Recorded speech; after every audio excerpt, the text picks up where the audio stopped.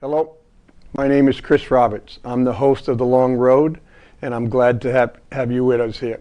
Today's show is going to be a little different. It's going to be in three different parts. The first part of the show will be a Memorial Day presentation. I'm going to do it a little bit different. Memorial Day is one of those special days to me. I don't view it as a holiday, and it's not something to go out and buy a new mattress or buy a new car. Memorial Day should be viewed as something quite solemn. One of the things that always irked me about the arrangements around Memorial Day is a lot of politicians around the country, both at state and local level and even national level, they had these speech writers writing some political speech to talk about let's honor the fallen on Memorial Day. Other people mistake Memorial Day with Veterans Day. All of us veterans, we have our own day. Our own day is Veterans Day. And so this is Memorial Day. It'll be about 6 minutes long. I apologize for my voice. It's one of those, some of us, when you listen over, you don't want to listen to your own voice. It sounds like, nope, that's not me. The second segment will be a follow-up on the drug take-back program. I think you'll be surprised how much drugs that were taken back, drugs that we don't have to worry about going into the schools or being misused or sold. So they did a very good job that. And the third segment is going to be the first of a number on the new fire station. There's been ups and downs. Some people like where the new fire station is going. Others still believe it should be at 350 Marlborough Street. There's been some delays. People are questioning where people are now going to park. And so, but it's going through the court system. The court system is allowing us to start building the new fire department. And so, like I said, we'll keep you updated as the fire department goes along, just like we've done with the middle school in the YMCA. And so I hope you enjoy the three segments. And again, if you have the opportunity to go out to Memorial Day presentation, Keene is going to have one at the rec center. We would all appreciate it if you do show up, and let's use Memorial Day to remember our fallen men and women who have died in harm's way worldwide. And so, thank you and enjoy the segment. In America, we have three dates that define us as a nation and as a people. The first being July 4th, Independence Day, where we recognize the courage and foresight of our founding fathers who understood that failure was not an option. As one founding father stated, if we lose, we hang together. The second is November 11th, Veterans Day, where we try to honor every single man, woman, and child that has worn the uniform of our country. But most of all, we want to say a special thanks to the 48 million veterans that have served during time of war from 1775. Thirdly, and some may rightly say, the most important, but often the least acknowledged, is Memorial Day, a day that is not even uniformly acknowledged from year to year, let alone from community to community. It is the rare person who truly understands that the death and suffering of war does not end when the peace treaty is signed and the victory parades have run their routes.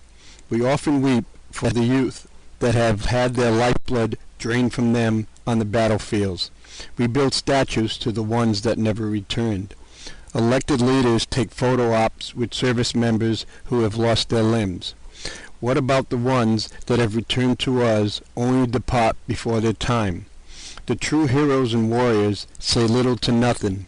They suffer a little each day in silence, believing themselves to be the lucky ones. They made it home. For some, life will be a living hell, unknowingly dying a little each day. For others, a living death, but in either case, a life rarely known or understood by others.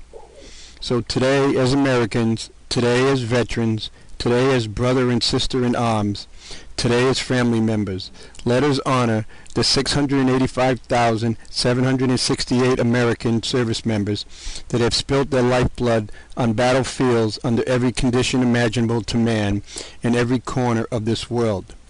Let us honor the the 540,490 who also lost their lives serving both at home and foreign posts and port of calls. That is 1,226,268 sons, fathers, grandfathers, brothers, and now sisters and mothers, along with a number of too gut-wrenching to say children. We often forget those 12-year-old boys beating the war drums alongside Old Glory and the battle colors, proudly and bravely marching towards the sound of enemy fire, nor the young cabin boys proudly serving on the ships of the line. Let us honor those proud service members by not talking of sacrifice, but by talking of their accomplishments. Let us never display pity or feel sorry for them, for they were the chosen few that stood up to be counted when it mattered the most. Many gave their lives knowingly and willingly, not because they desired to be remembered as heroes, but deep down inside they knew it was the right thing to do. They understood, just as the Founding Fathers clearly understood, that the very survival of our nation often rested on their shoulders. They understood that conviction is the mother of courage. They understood that they were making a difference. As Teddy Roosevelt once stated, the honor belongs to those who enter the arena. For many talk of entering, but far too few will ever leave their seats to do so. So let us all stand a little straighter, let us stand a little taller, and honor these brave men, women, and children who have given us the opportunity to speak today and you the opportunity to listen. But let us never forget the pain, suffering, loss, and sacrifice that their families made and many still have to endure. February 19th, the 1st Marine Division assault wave, under a heavy storm of bullets, mortar, and artillery shells, headed toward the beaches of Iwo Jima. Before the battle was over 6,000 Americans and many more Japanese soldiers lay dead on the field of battle. Over this short and violent battle, 22 Marines were awarded our nation's highest award, the Medal of Honor. They gave their lives, providing numerous others the opportunity to live.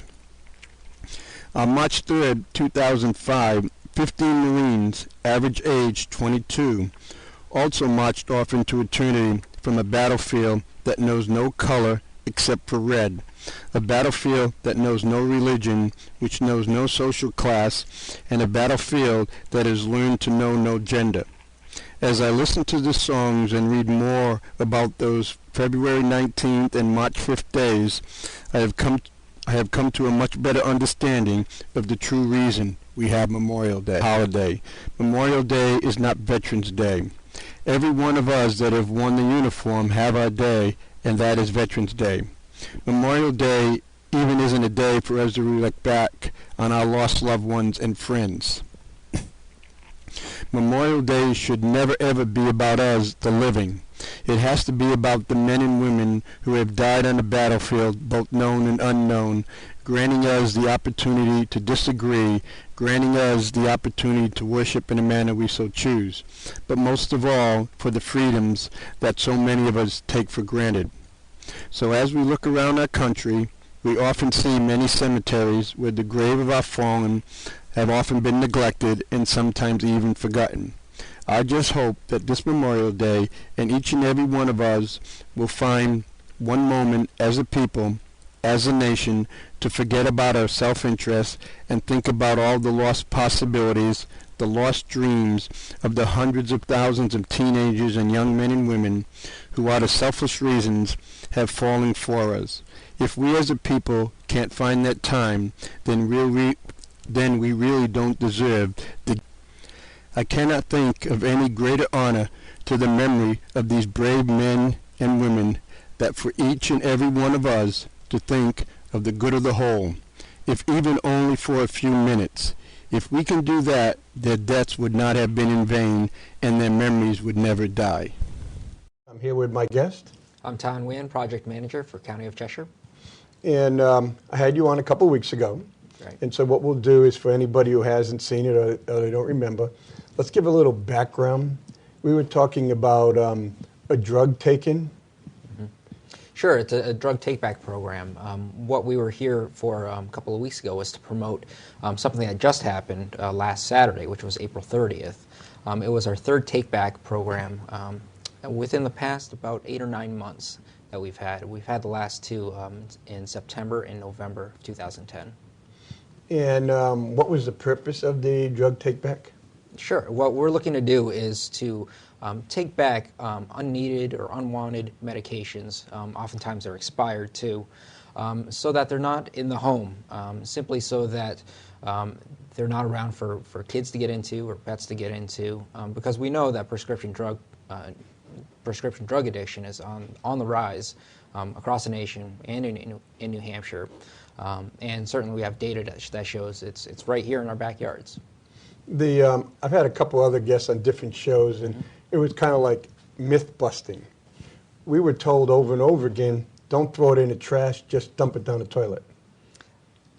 I wonder where that message came from, because that had to be before they knew that the medications are just showing up in the water supply.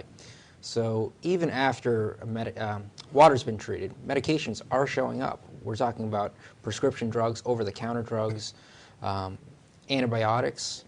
There are over 80 types of pharmaceuticals that are being detected in the water supply. This is also a problem, when we talk about antibiotics, let's say, for example. Microbes are having resistances to our antibiotics, which creates more difficult microbes to treat and to get rid of infection. So in kind of a way, when we dump antibiotics into the water system, it doesn't all get treated, but we're also kind of giving them an immunization shot so they can get stronger. Exactly. The more, it's a tolerance issue. That the more they're exposed to it, or the microbes are exposed to it, the greater concentrations that we need to put on our own bodies to treat the infections that come when we get the infections. And then when you talk about some of the other, like morphine, morphine slows down your breathing. Right. The last thing, if someone has really serious asthma or COPD, the last thing they need to do is be getting morphine in their drinking water. Oh, certainly. To be fair, this stuff is just right. It's just starting to be detected, which is good because we need to know that it's there before we can do anything about it or before it does become a problem. Typically, things, for example, are measured in parts per billion. Yep. Medications are being detected in parts per trillion right now.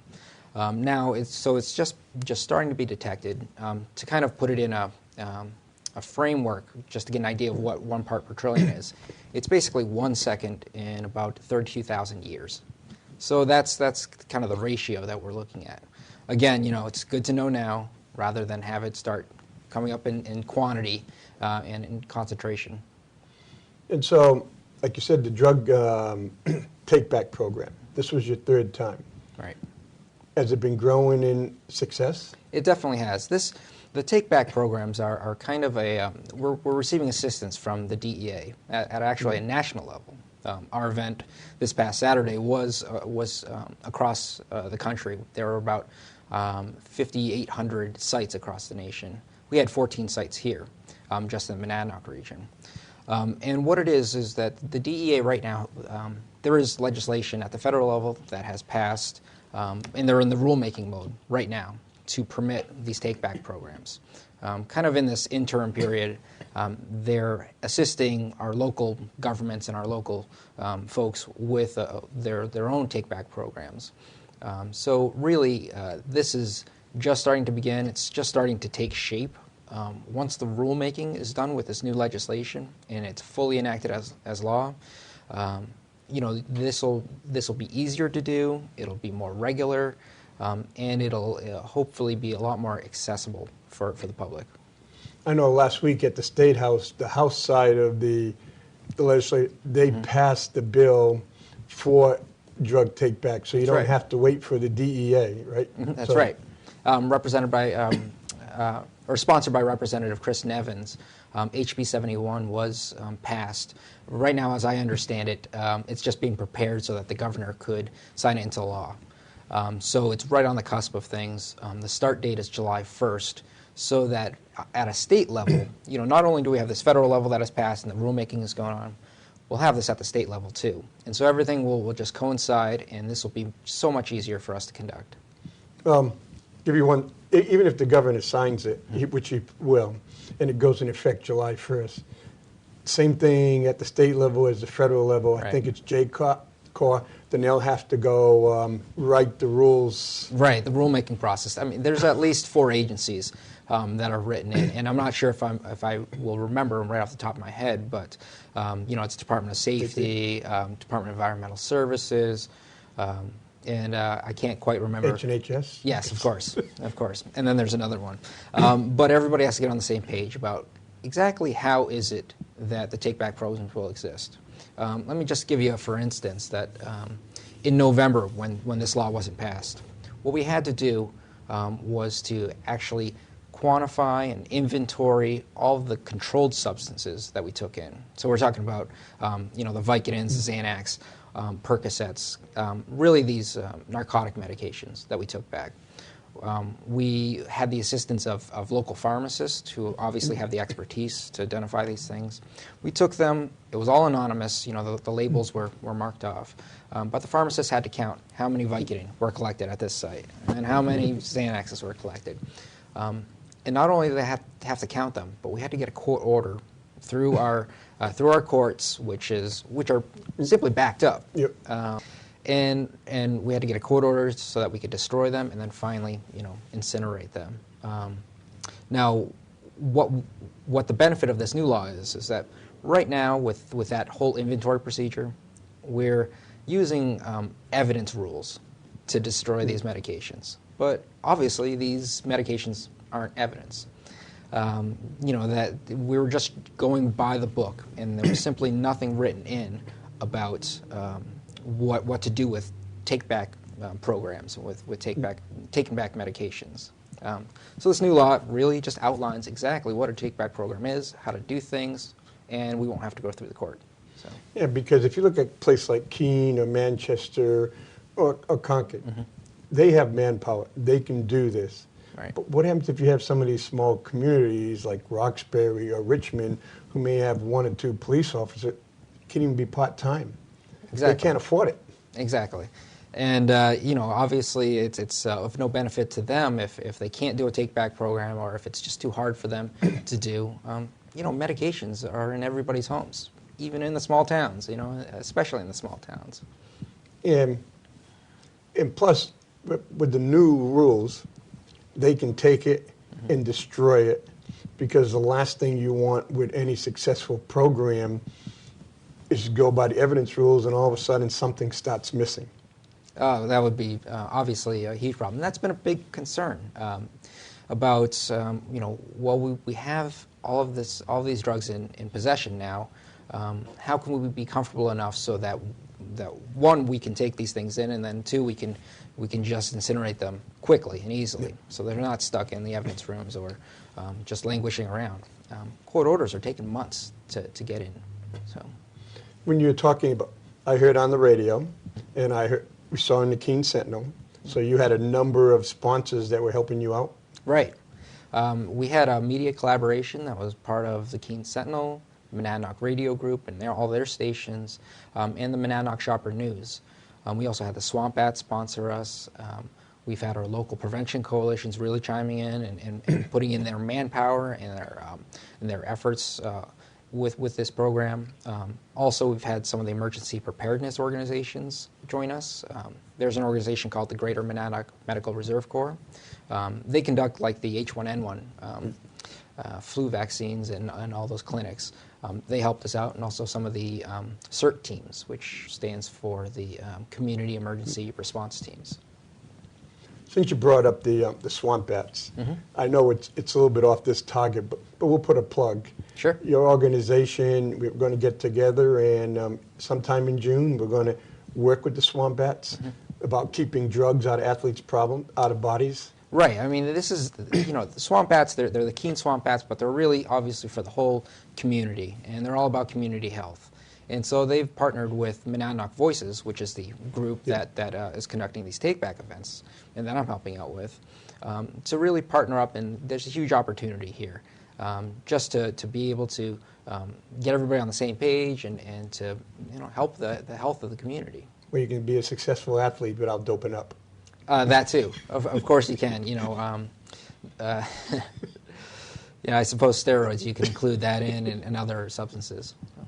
Okay, let's get back to the Take Back program. Sure. And you were talking about 14 different communities. Right. Well, we really ramped it up this time. The first time in September we had 1 site, was just Keene. November we had 4 sites. And this event we had 14 sites. So it just really speaks to kind of the assistance that the DEA is giving, and also the importance to the community that they want these take-back events. This take-back event had over 350 community members participating.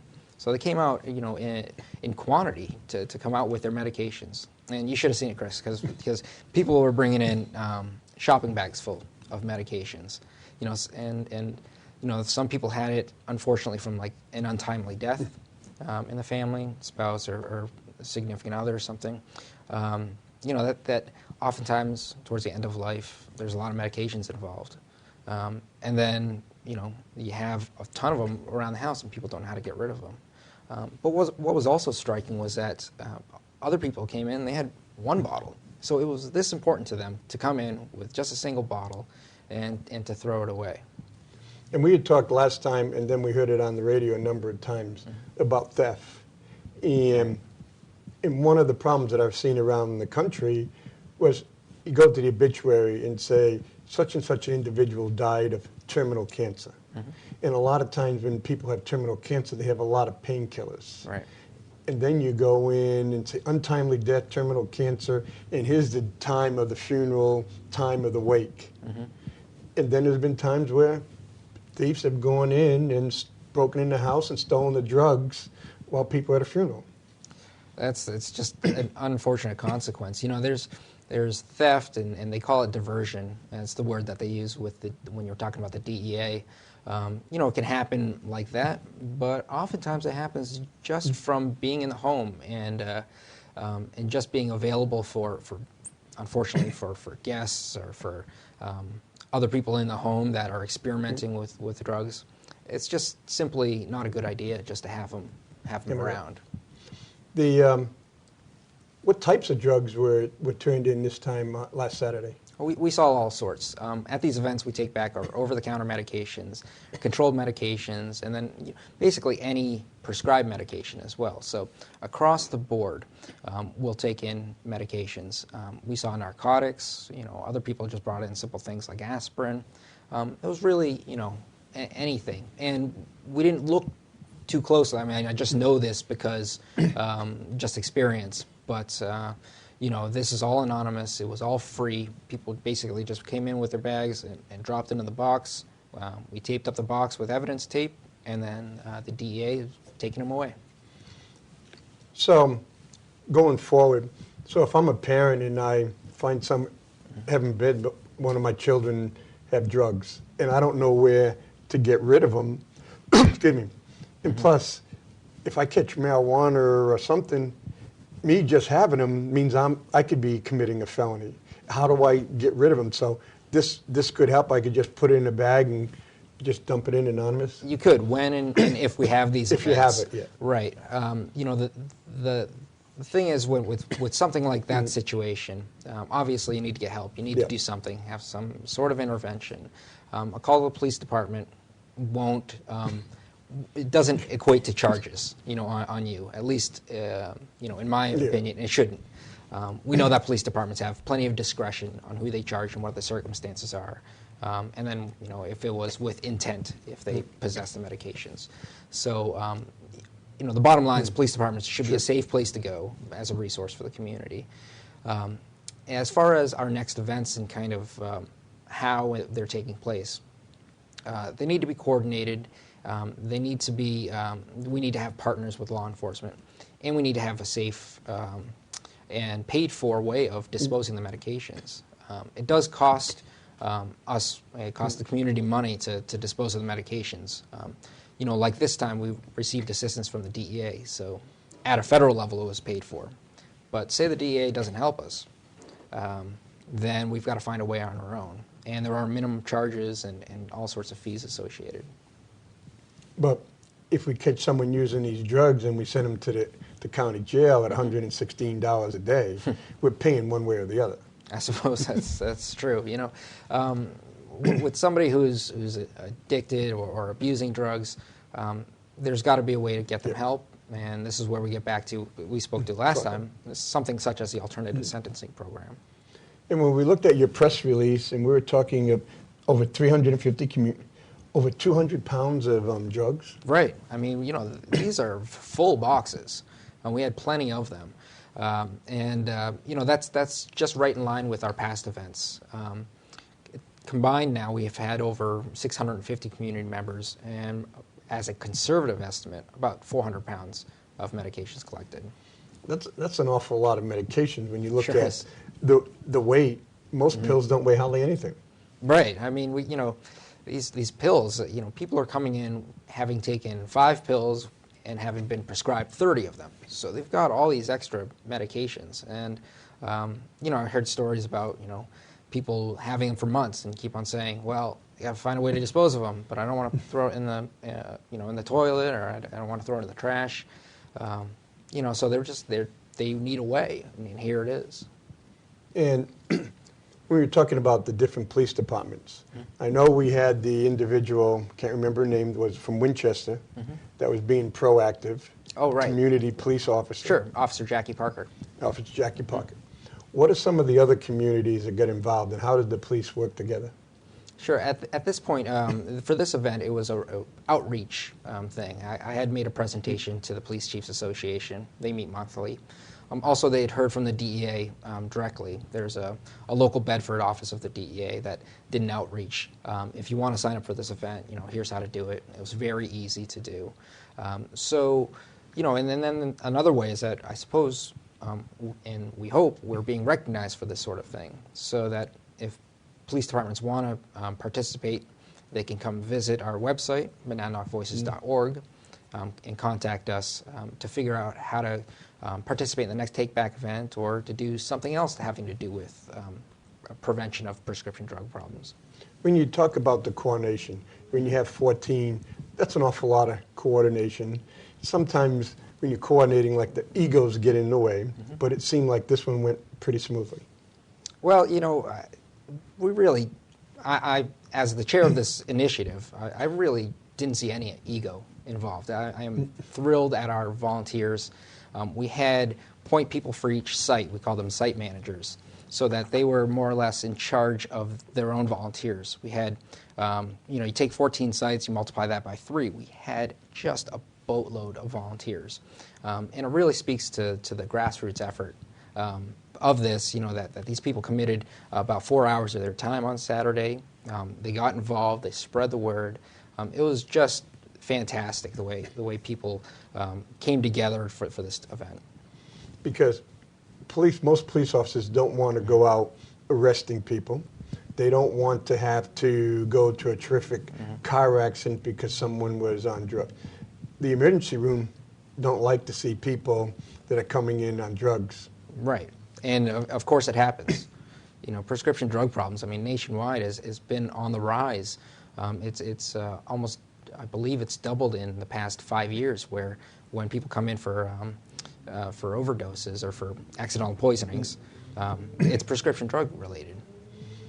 And for example, this Saturday, Sunday, they had the pub crawl in Keene, where a lot of the college students were dressed up in shirts, and they went from bar room to knock Cinco down. de Mayo?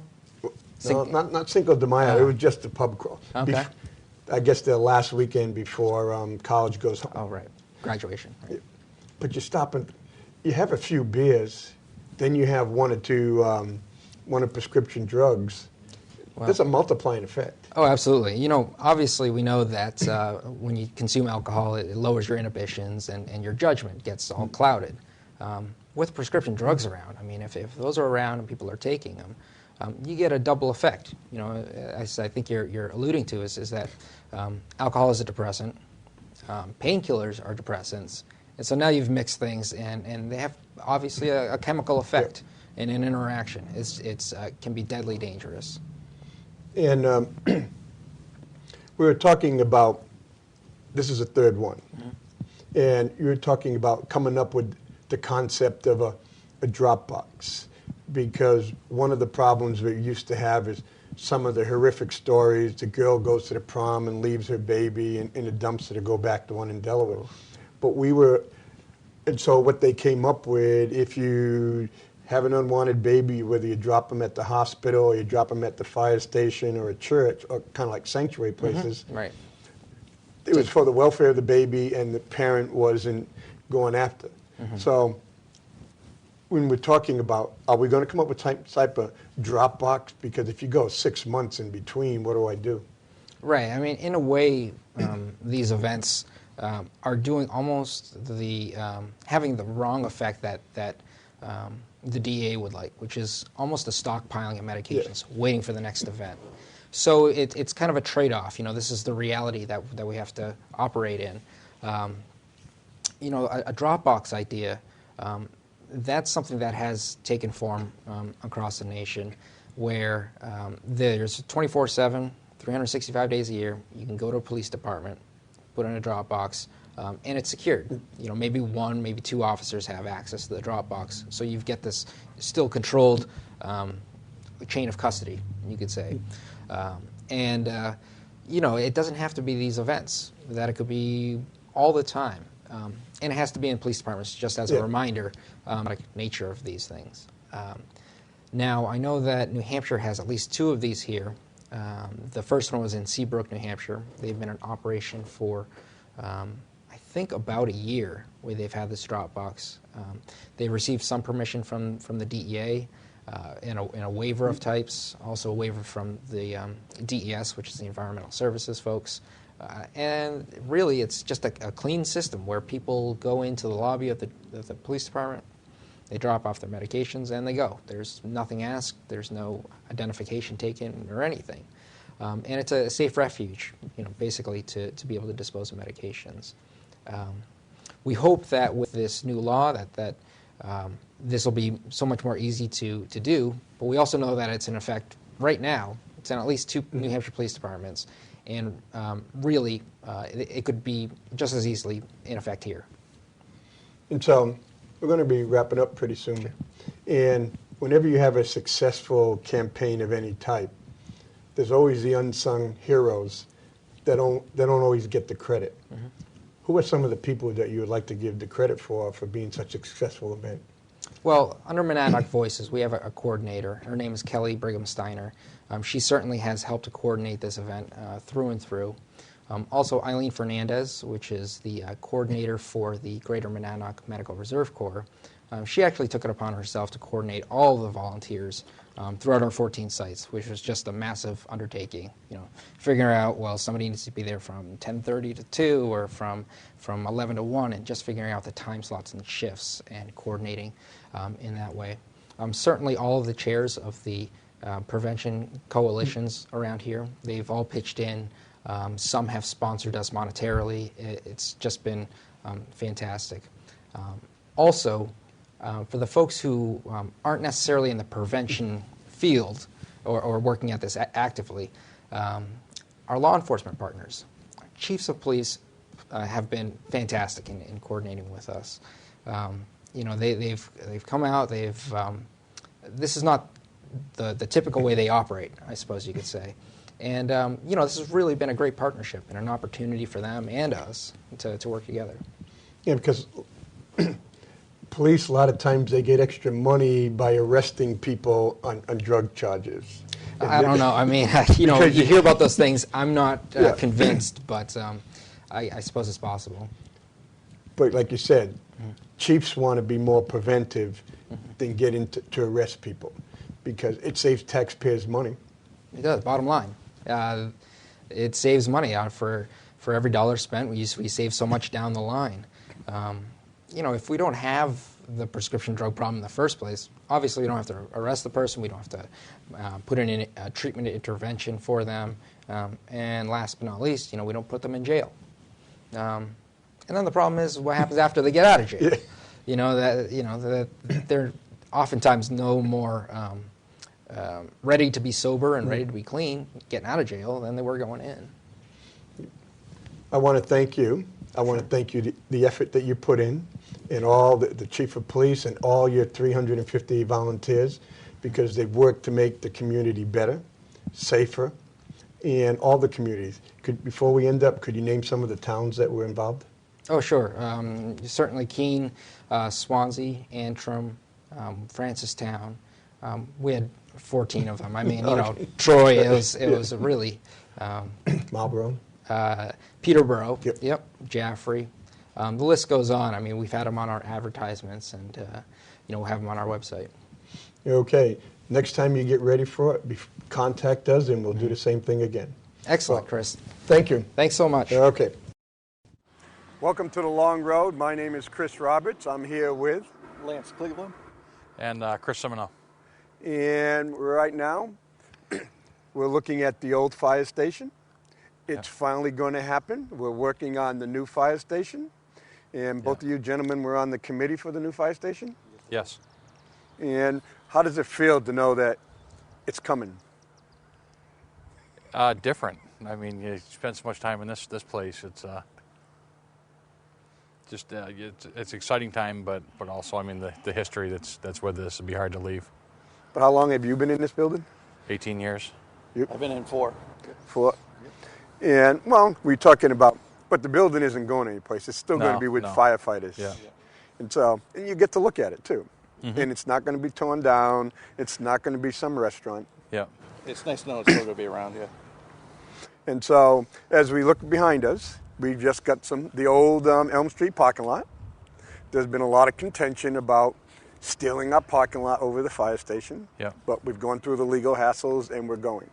So, what's going to happen in the near future out here? Well, we got off. Go ahead. We got off to a little later start than we wanted to, but in the first part of June, the geopiers, the folks putting the geopiers in, then they can start going with the foundation, and that's going to take between one and 2 months, and then all the steel will start going up, and completion date of May next year. When you talk about GOP, people always, it's not the Republicans, people always Correct. hate Correct. acronyms. Yeah. So with GOP, because... It's a geopier. Yeah. It's a pier like, yeah. Because Keene is in the bottom of an old lake bed, Yeah. and it doesn't really have great foundation type soil. So in the GOP, that's kind of like an onion, right? The onion bulb that you're going to plant in the ground to build the fire station on? Yeah, they drill a hole down and then put, stone, different size stone? Stone, yeah, and concrete. And pound it and with vibration and kind of mushrooms out. Compacted and mushrooms out. Yeah. Then once that's done, when you say that's going to take about 6 to 8 weeks to do, Yeah. and then they'll stop putting your steel foundation. Yep. They'll start doing the footings and The the footings concrete and- work, and then the steel, and then we'll start going over the walls from there. And so hopefully by August, we should be able to have them coming up and seeing some steel come out of the ground. Yes. Yeah. And so it's going to be a pretty exciting time. Yeah, it will be. I mean, with reading everything in the papers and stuff, it certainly wasn't our intention to irritate any folks at all. But this station certainly doesn't serve our needs anymore. And yeah, because going back, the last time we were here, we were filming and we were looking at your ladder, and I think we took us timed it was 48 seconds just to get out to go head down the road. Yeah. And what is the reaction time? How quick do you like to be on the scene? As soon as you can, safely. That's I like the to see answer. us on scene within 4 minutes. 4 if minutes. possible. Yeah. And when you're using 25% of your time getting out the door. Yeah. To have to pull out, back up, and try to turn left. Yeah, it's difficult. So. So when we look at the fire station, that'll be the front of the fire station. Yep. And so they'll be able to just pull out and go either way, no 3-point turns, no 4-point turns. Correct. It will actually be able to pull the trucks out on the ramp without actually taking up any portion of the road. And so how far down is the fire station going to go? You got from Well, Elm Street? Yeah, from Elm Street and About the pipe down there. yeah, yeah, where the pipe is. Yeah, Right with the backhoe is? yeah, right where that man is right now. And so how far back is it going to go? It's going to go pretty close to that fence, or Was it 80 feet? 8 to feet 100 from that fence? Yeah, probably near that second pole there. Yeah, the second pole. And we'll have doors coming out onto Elm Street for the smaller trucks, and the larger trucks will come out on Vernon. Yeah. Okay. Well, see, that wasn't that painful. Well. That was quick. And so, Give me a fire to go into, and I'm a lot more comfortable. all right. if we build a fire, then you can talk to you got that command. You got it going. The adrenaline's going, and you can snap it. Okay, I want to Okay. thank you. Thank you. Yep. Okay, and we'll be back here in maybe June so we can see the work going.